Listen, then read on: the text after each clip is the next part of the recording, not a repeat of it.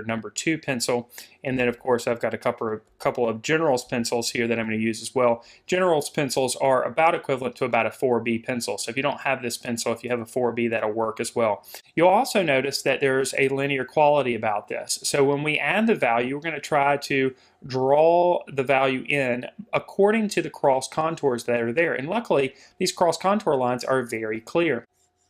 And you might notice I'm holding the pencil towards the end of the shaft part of the pencil instead of way down here at the bottom. By holding it way down here at the bottom, I can only really use my wrist to make the marks. By holding it down here at the end, I'm still using predominantly my wrist to make the mark, but I can also pull in the rest of my arm here, and this is going to give me a little bit more fluid marks. And I'm making my directional lines flow in the same direction as the hair flows. I think one of the big secrets to drawing hair, if you will, it's not really a secret, but it's just working slowly.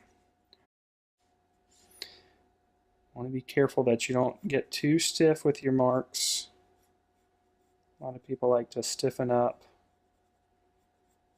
get nervous almost. And while there's a lot of lighter values in here, the color white actually is, there's a couple areas where there might be some value that's very close to white, if not completely white, but it's not that many. And again, it's about the relationships of values.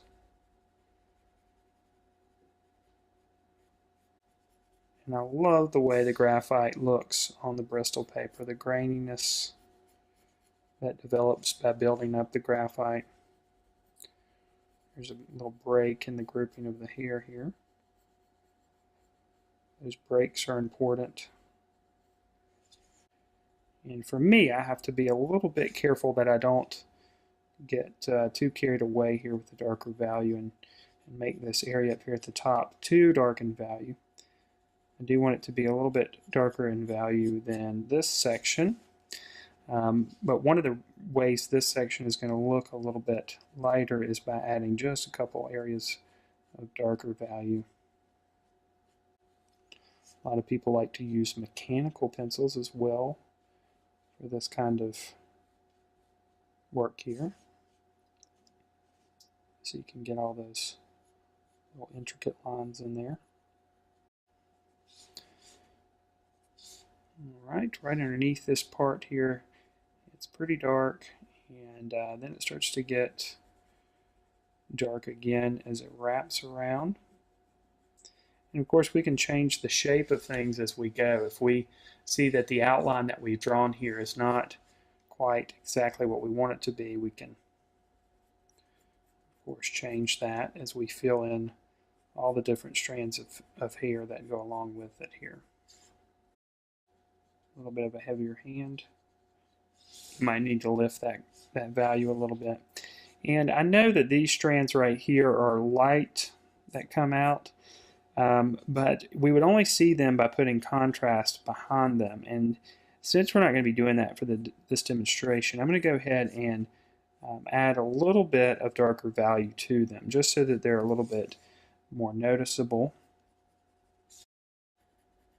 I'm going to make this area up here at the top a little bit darker because this is one of the darker areas in the drawing overall. Alright, let's accentuate that little curl just a little bit further. And I'm just looking for opportunities to make little strands of hair to stand out a little bit more, especially some of these stray pieces. And one thing you'll notice is sometimes the areas that are light turn dark as they curl around or go in the different directions that they go. For example, I'm making this area down here at the bottom come out and making it a little bit darker than what it is in the photo reference. In fact, it's light in the photo reference. I have a couple of areas where you have a broken line here. Oops, didn't mean to do that. have a broken line where there's kind of an implied indication of where the hair continues. Okay, so you got a little bit of a line, leave a little bit of space, and then maybe just another mark there, and that gives us the indication that there's a strand of hair there, areas, and the mid-tone areas, and that little bit of transition will make the hair appear a little bit smoother. But most importantly, I'm filling in those little tiny white areas of texture.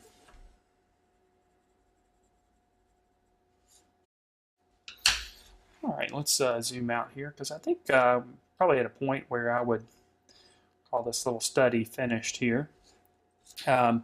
So it took us quite a while to just do this small little strand of hair here. So you can imagine if you're doing a whole head of hair, going to have to devote some time and attention to it. But here again, the key to creating that realistic or representational texture is in the relationship of the values. If you enjoyed this video and you're ready to learn more, why not check out 4 video courses, live instruction, and over 6,000 minutes of art instruction, which include ebooks, live lessons, lesson plans, and more. Just click on the button to learn more now.